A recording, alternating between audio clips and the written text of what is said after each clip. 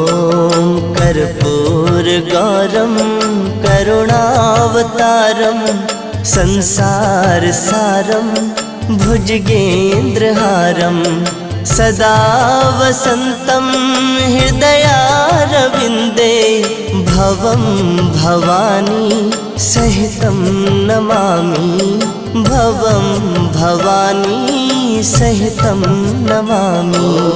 कर्पूरगौरं करुणावतारं संसार